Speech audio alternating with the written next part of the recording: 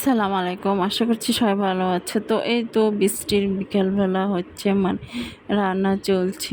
রাতের বেলায় সবাই খিচুড়ি খাবে আর হচ্ছে চিকেন ভুনা করবো আরকি।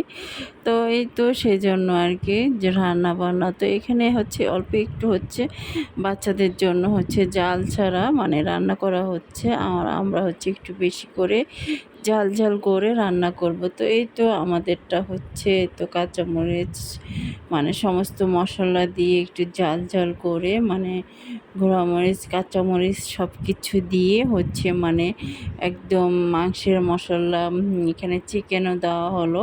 তো সব কিছু দিয়েই হচ্ছে খিচুড়িটা রান্না করে নিলাম আরকি। একদম ভুনা, ভুনা সাইজ করে নিলাম আরকি। তো এই তো তারপরে এই তো কচুগুলো সিদ্ধ করে রাখলাম হচ্ছে ব্লেন্ড করব।